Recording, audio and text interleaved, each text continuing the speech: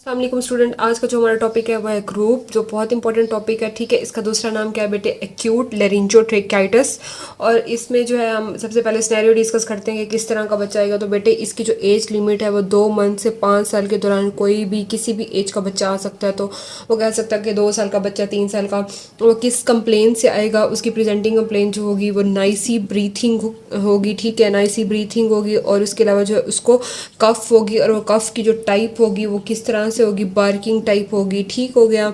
तो ये जो है बेटे एक रिस्पायरेटरी कंडीशन है जिसमें क्या हो जाती है, कफ जो है वो उसमें जिक्र करेगा कि जो है रात के टाइम जो है उसकी जो कफ है वो बहुत ज़्यादा वर्स हो जाती है। तो स्नैरियो में ज़रूर जिक्र करेगा कि एक 2 साल का बच्चा है, उसको नाइसी ब्रीथिंग है, जब वो इंस्पायर करता है इंस्पायरेशन पे, और उसके अलावा उसको कफ हो जाती है, और वो कफ जो है रात के टाइम ज़्यादा हो जाती है। और उसके अलावा उसको अपर रिस्पायरेटरी ट्रैक का कोई इन्फेक्शन है, कोल्ड हो सकता है, कॉमन कोल्ड या कोराइजा की हिस्ट्री हो सकती है बेटे।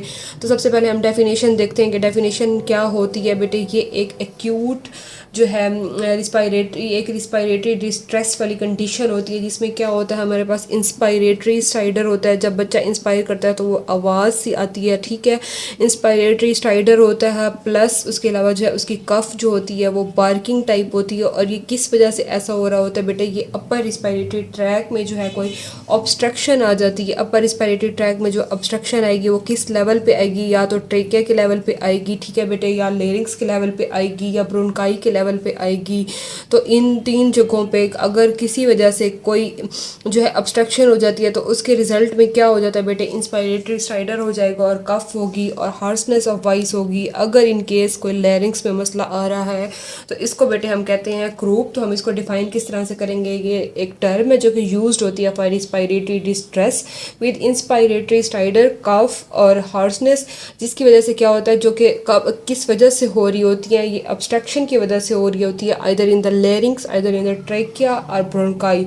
तो ये बेटे इसकी डेफिनेशन होगी। उसके अलावा उसकी इटियोलॉजी की अगर मैं बात करूँ तो ये बेटे किस वजह से हो रही होती है? तो इटियोलॉजी में हम कहेंगे कि बेटे बहुत जो है कुछ वायरसेस हैं, लाइक पैरा इन्फ्लुएंजा वायरस है, उसके अब डिफरेंट टाइप्स हैं, लाइक 1 2 3, ये तीनों जो है इन्फ्लुएंजा वायरस की टाइप्स हो सकती हैं। एडिनो वायरस जो है वो इसको काज करवा सकता है। उसके अलावा जो है इन्फ्लुएंजा वायरस जो है उसकी टाइप ए बी जो है वो भी करवा सकती है। पैरा इन्फ्लुएंजा वायरस की 1 2 3 टाइप है, और इन्फ्लुएंजा की ए बी वायरस है। उसके अलावा मीजल्स वायरस है, रिस्पायरेटरी जो है वायरसेस वगैरह, ये सारे जो है इसकी एटियोलॉजी में हम कह देंगे। अब बेटे अगर पैथोफिजियोलॉजी की मैं बात करूँ तो क्या होता है बेटे? पैथोफिजियोलॉजी में जो है सबसे पहले कोई भी जो है इनिशियल में क्या होगा, कोई रिस्पायरेटरी बच्चे को इन्फेक्शन होगा, और वही इन्फेक्शन जो है किस में हो सकता है? इन नेजोफेरिंग्स में होगा। ठीक है, उस इन्फेक्शन की वजह से क्या होगा, ये इन्फेक्शन जो है फर्दर कहाँ पे चला जाएगा? लेरिंग्स में जाएगा। जब ट्रेकिया में जाएगा, अगर तो इनकेस वो लेरिंग्स में जाता है तो हॉर्सनेस करवा सकता है, और रेडनेस करवा सकता है, स्वेलिंग हो सकती है,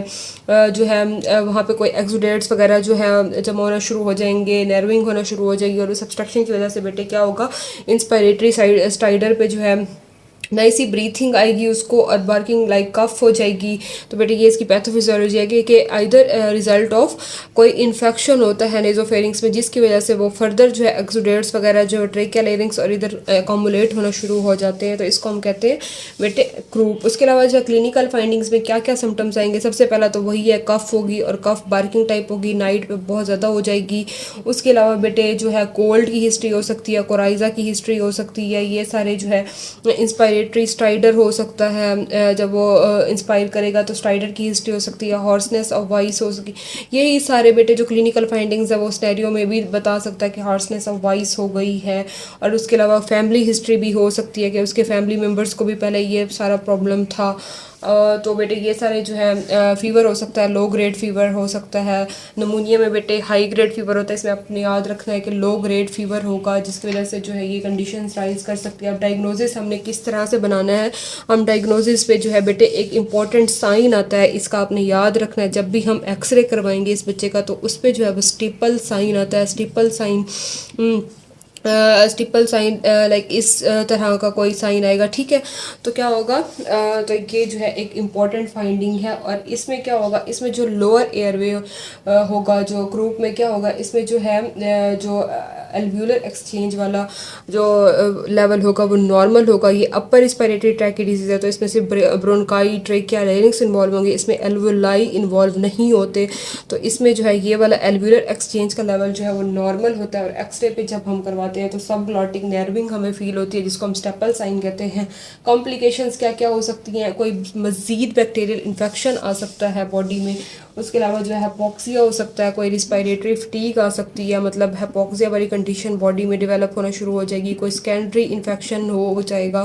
तो इसको बेटे ये जो है इसके हम कॉम्प्लिकेशंस में कहेंगे। डीडीज में हम क्या क्या बना सकते हैं, हम पेरीटॉन्सिलर एब्सेस बना सकते हैं, हम एंजियोएडीमा बना सकते हैं, ठीक है बेटे। ये भी आपने 2-3 ज़्यादा नहीं याद रखने, 2-3 याद रखने। हमने पेरीटॉन्सिलर एब्सेस बना सकते हैं, एंजियोएडीमा बना सकते हैं, हम बैक्टीरियल ट्रेकाइटिस बना सकते हैं।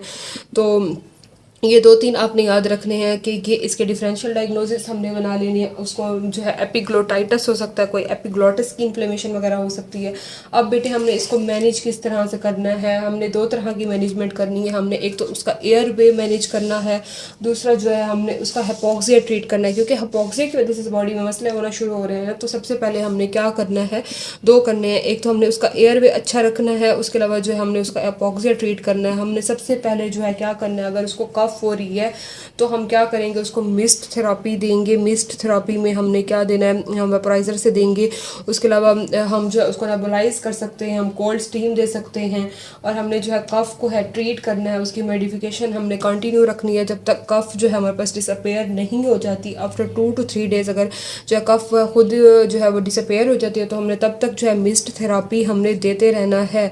ठीक हो गया। उसके बाद जो है हमने क्या करना है, हमने अगर तो इनकेस बॉडी बहुत ज़्यादा साइनोसिस होना शुरू हो गई है, हाइपोक्सिक होना शुरू हो गया, तो हमने क्या करना है, उसको हॉस्पिटलाइज कर देना है, हमने उसको एडमिट वगैरह कर देना है। अगर उसका लेवल ऑफ कॉन्शियसनेस डिक्रीज कर रहा है, स्ट्राइडर उसकी बढ़ती ही जा रही है, तो हमने क्या करना है, उसको हॉस्पिटलाइज कर देना है। उसके अलावा जो हम ऑक्सीजन दे सकते हैं, ऑक्सीजन थेरापी दे सकते हैं, मेडिफिकेशन वगैरह दे सकते हैं। उसके अलावा सबसे जो बेस्ट है बेटे वो नेबुलाइज्ड एपिनेफ्रीन हम देते हैं, ठीक है। नेबुलाइज्ड एपिनेफ्रीन जो हम इंसर्ट किस तरह से करेंगे, उसका एक लेवल होता है। हमने उसको सलाइन में जो है लाइक 0.25 से 5 ml जो है हमने कितने उसमें सलाइन में 3 ml जो है सलाइन लेना है, और उसमें जो है हमने इसको मिक्स करके जो है हमने नेबुलाइज करना है उस बच्चे को। तो उससे भी जो है बेटे ये जो है उसकी जो ब्रोंकोडाइलेशन हो सकती है और जो है वो इफ़ेक्ट अच्छा आएगा उसमें। उसके अलावा हम कार्टिकोस्टेरॉइड्स दे सकते हैं, जिसमें जो है डेक्सामेथासोन एक बेस्ट कार्टिकोस्टेरॉइड है जो कि हमने बच्चे को दे सकते हैं। उसको आईवी दे सकते हैं या इंट्रामस्कुलर दे सकते हैं, ओरल दे सकते हैं और इंट्रामस्कुलर दे सकते हैं। तो ये दोनों जो है बेटे कार्टिकोस्टेरॉइड्स भी हेल्प करते हैं। अगर ओरल दे सकते हैं 1 दफ़ा दिन और इंट्रामस्कुलर देते हैं। उसके अलावा एंटीबायोटिक्स भी कुछ हद तक इफ़ेक्टिव होती हैं। अगर फीवर वगैरह है या कोई लाइक इन्फेक्शन हो गया बॉडी में, तो उसको ट्रीट करने के लिए हमने कोई सेकेंडरी बैक्टीरियल इन्फेक्शन हो गया तो हम एंटीबायोटिक्स भी दे सकते हैं।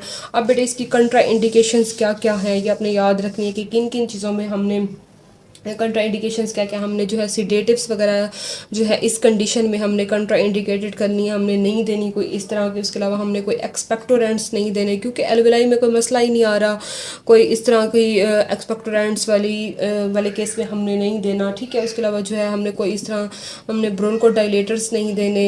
उसके अलावा जो है इस केस में भी नहीं दे सकते हम एंटी हिस्टामीन्स जो हैं, उसमें भी जो है हम इसको अवॉइड करेंगे, हम कंट्रा इंडिकेटेड हैं। ये भी एंटी हिस्टामीन्स भी नहीं देने, ब्रोंकोडाइलेटर्स भी नहीं देने, एक्सपेक्टोरेंट्स भी नहीं देने, सिडेटिव्स भी नहीं देने। बेटे ये 4 आपने याद रखनी है, इसकी कंट्रा इंडिकेशंस हैं।